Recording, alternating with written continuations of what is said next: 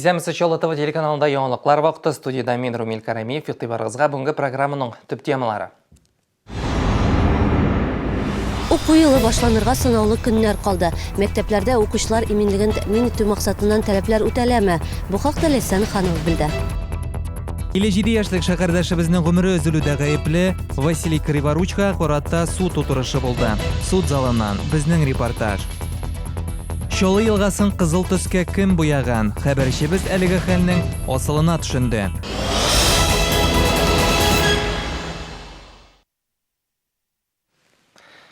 Чалы мәктәпләрендә яргын куркынычсызлыгын тәэмин итү өчен 161 миллион сум акча кирәк. Автомат кисәтү системалары тузган хәлдә аларны алыштыру сорала. Янгын күзәнчелеге хезмәткәрләре әйтүенчә, быел шәһәрдәге нибары 21 мәктәп яңа уку елына кимчелекләрсез кабул ителгән. Калган 54-тендә куркынычсызлык таләпләре үтәлми. Видео күзәтү җайламалары белән дә проблемалар бар. Бүген балалар иминлеге хакында мэриядә узган киңәшмәдә сөйләштеләр. Теманы хәбәрчебез Ләйсән Ханова дәвам итә. 13-нче мәктәп капиталь төзекләндерүдән соң тыштан ук балкып тора. Ремонт вакытында видео күзәтү җайланмаларын алып торган булганнар. Әмма директор сүзләренә караганда 1 сентябрьгә кадәр аларны кабат урнаштырачаклар. Куркынычсызлыкны тәэмин итү буенча тагын бер яңалык: хәзер балалар һәм укытучылар, ата-аналар бинага скут, ягъни электрон җайланмалары шаутып йөриячәк. Менә мондай скудлар кую тагында безнең эшне җайлаштырыр дип уйлыйбыз. Тагында мәктәпкә керүчеләр, укучылар өчен, укытучылар өчен тагында уңайлырак шартлар булыр дип уйлыйбыз. Bütün укучылар да инде безнең үткән ел карталар алдылар, электронный карталар. Быел 1 класска керүче 70-тан артык бала сентябрьдән алачак яңа карталар. Балалар иминлеге турында бүген хакимияттә узган киңәшмәдә дә сөйләштеләр. Мәктәпләр 100%-ка янгын турында автомат кисәтү җайланмалары белән тәэмин ителгән. Тик алар нибары 7 елга исәпләнгән, күбесе бүген тузган хәлдә. На сегодняшний день в 72 образовательных учреждениях и 93 дошкольных учреждениях Бүгенге 72 белем бирү учреждениясендә һәм 93 балалар бакчасында сигнализация җайланмалары яңартуны сорый. 2016 елга без план программа төзедек. Системаны яңарту өчен 161 миллион сум акча сорала. Нәкъ шул сәбәпле мәктәпләрдән янгын турында ялган хәбәрләр еш кабул ителә дә инде. Быел гына да шундый 587 хәбәр алынган. Исемлектә 77-нче, 58-нче, 43-нче мәктәпләр иң алда тора. Күзәтчелек бүлеге хезмәткәрләре әйтүенчә, видео күзәтү җайланмалары белән дә хәл катлаулы. Алар 3-нче, 10-нче, 35-нче, 43, 46, 81-нче мәктәпләрдә бөтенләй юк. Булганнарында да нәтиҗәле файдаланылмый. Зачастую установленное видеонаблюдение используется. Видео күзәтү җайланмалары я бөтенләй кирәк булмаган якка карап тора, яки алар иң кирәк урыннарга, керү юлына гардеробларга куелмаган. Мәктәп эчендә генә түгел, учреждение янында да иминлекне кайгырту мөһим. Тик бүгенгәчә әле күп кенә куркыныч урыннарда чаралар күрелмәгән.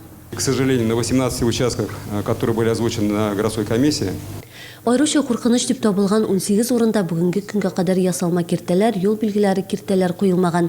Алар арасында Гвардейская урамы, Сарман тракты, Шулман проспектында 37-нче һәм 44-нче комплекслар, Тынычлык проспекты буенча 26-нчы комплекс, Биләев урамында исә 60-нчы мәктәпкә каршы урын. Янгын куркынычсызлыгы таләпләре үтәлмәгән уку йортларын тагын бер кат тикшерү көтә. Бер атна эчендә мәктәпләр яңа уку елына тулысынча әзерләнеп бетәргә тиеш. Белем бәйрәмнәре тыныч үтсен өчен һәр учреждениегә хокук сакчылары билгеләнгән. Инде 1 сентябрьгә кадәр мәктәпләрне этләр белән тикшереп чыгачаклар. Ләйсән Ханова, Айрат Закиров, Чаллы ТВ яңалыклар. Бүген Чаллыда Василий Криворучка карата суд утырышы булды. Аның гаебе белән 9 июньдә юл хәрәкәте теркәлде. Криворучка БМВ машинасында ВАЗ-2114 автомобиленә килеп бәрелә. Машина беренче тапкыр әйләнә, төрле тән җәрәхәтләре белән аның йөртүчесе һәм бер пассажир хастаханәгә озатылды. Фаҗигадә икенче пассажир 57 яшьлек Илһам Хәйбәрахмановның гомере өзелде.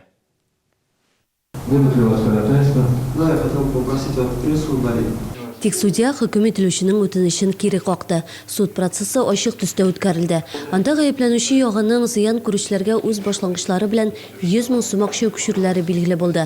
Утырышта алар матди зыян өчен 500 мең сум түләтү турында гариза белән мөрәҗәгать итте. Я хотел через суд забрать. Мин акча күчерүнең рәсми төстә теркәлгән булуын теләр идем. Әмма иң мөһиме, фаҗигадә гаепле кеше реаль срок алырга тиеш. Акча түләп кенә шартлы рәвештә хөкем белән котылырга тиеш түгел ул.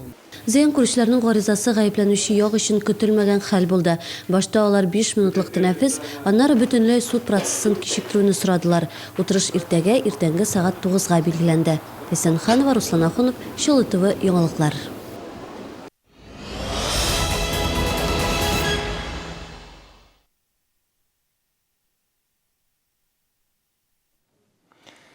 Жылы үшін субсидия рәсмиләштерүнең чираттагы этабы башланды. Шолыда барлыгы 50 меңгә якын кеше әлеге матди ярдәмне алу хокукына ия, аны рәсмиләштерү өчен нинди документлар кирәклеге һәркемнең фатир өчен түләү кагазьләрендә күрсәтелгән. Күпләр матди ярдәм үзәкләренә иртәдән үк килеп чиратка басты. 17нче комплекстагы үзәктә безнең хәбәрчебез булып кайтты. 1 июльдән коммуналь хезмәтләр өчен түләүләр артты. Чыгымнарны азмы күпме киметү өчен шәһәрдәшләр җылы өчен субсидия рәсмиләштергә ашыга. Иртәнге сагат 10-17 комплекста урнашкан матди ярдәм күрсәтү үзәгендә инде 40лап кеше җыелган. Күпләр ишек төбен иртә таңнан саклый. 8-дән килдем, 2,5 сагат көтәм.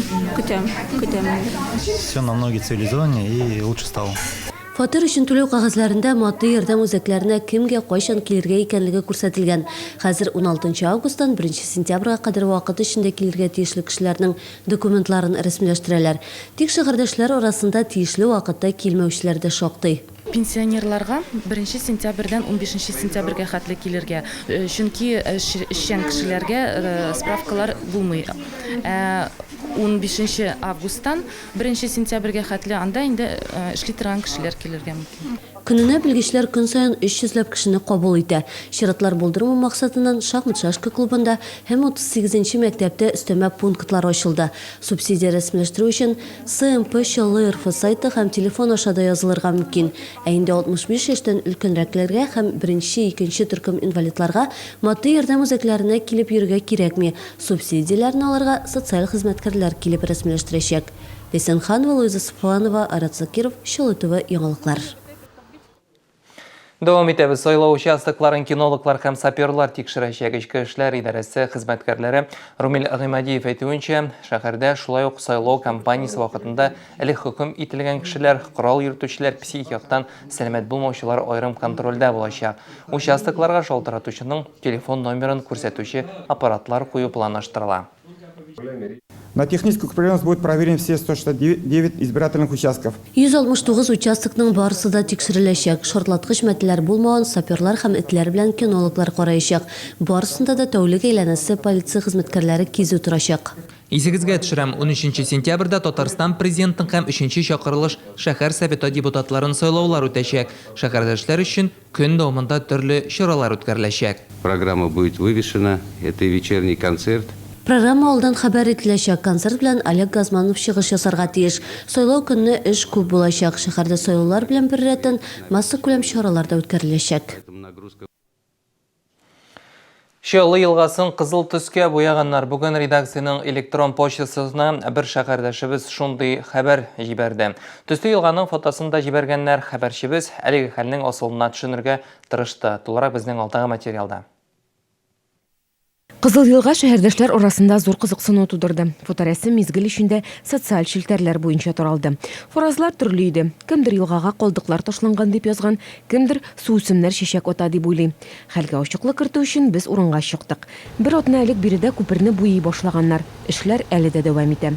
Без килүгә елгадагы буяу эреп өлгергән иде. Әмма буяу тапларын суүсемнәрдә, яфракларда күрергә мөмкин. Это не краска, это пыльца просто ветром сносит. Безнең иҗат төркеме белән бирегә экология күзәтчелеге инспекциясе дә чыкты.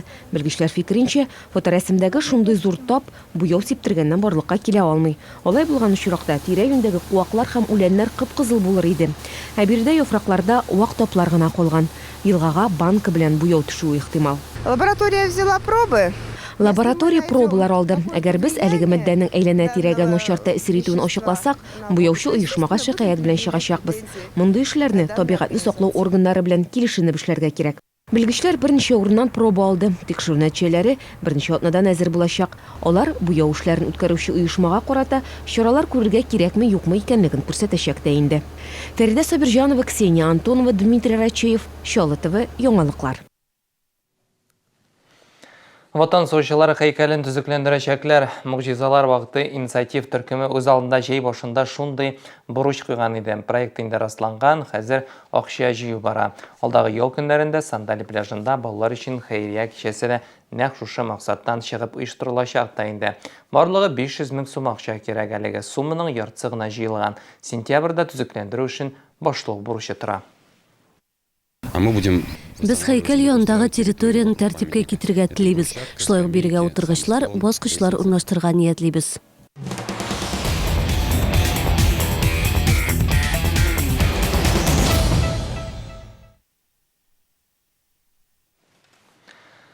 Қызлар командасы республика біріншілігіне әзір. Алдағы ел күнлерінде футболшылар әгіржі һәм Қозан командалар білән ярышқа шығашақ. Шақырдашларыбыз мұңа ой бұ әзірленді. Көнікпелеріне бүгін біздің ижат түркімі де қарап қайтты. Итек һәм туфлиләрен шорты һәм бутсыларга алыштырып, бу кызлар футбол кырына чыга. Аларны көннең салкын булуы да, яңгыр да куркытмый. Футбол аларны түзем һәм тәвәккәл булырга өйрәткән.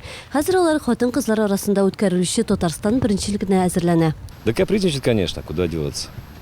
Вот приходится с этим бороться тоже. Кызлар әлбәттә кисезләнеп тә ала, моның белән көрәшергә туры килә. Төрле алымнар уйлап табабыз. Кызларның көндәшләре көчле, алар үзләре шулай ди. Беренчелектә 6 команда катнашачак. Безнең футболчылар да сынатырга уйламый.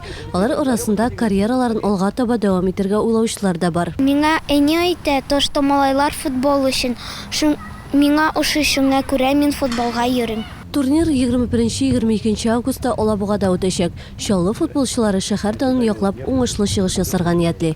Лейсан Ханова, Ксения Антонова, Чаллы ТВ яңалыклар.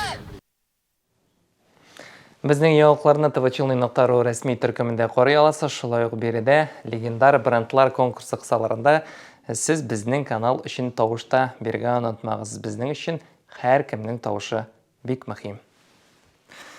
Бу сезгә җиткерәсе соңгы мәгълүматыбыз иде. Мин сезнең белән саубуллашам. Иртәгә нәкъ шушы вакытта һәм нәкъ шушы урында без сезнең белән һичшиксез күрешербез. Исән-имин буласыз.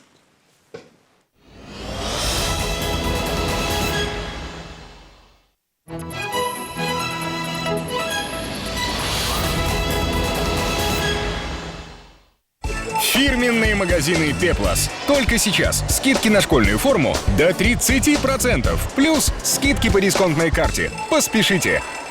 Һәр укытучы үзе укыткан укучыларның уңышларына сөенә. Алар турында горурланып сөйли. Сез дә үсеп килүче буынны укыту һәм тәрбияләү өчен заманча шартлар булдыруга ярдәм күрсәтә һәм меценат буларак үзегез турында яхшы хатирәләр калдыра аласыз. Үткәнен белгәннең киләчәге бар. Үз мәктәбеңә ярдәм ит.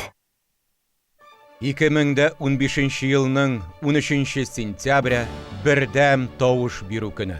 Татарстанда республика президентын һәм җирле үзидарә органнарына депутатлар сайлыйбыз. 2015 елгы сайлаулар 900-дән артык сайлау кампаниясын, 3 миллионга якын сайлаучыны берләштерә һәм Татарстанның барлык районнарында үткәрелә. Һәр граждан сайлауда катнашырга хокуклы. 2015 елда иң мөһим сайлаулар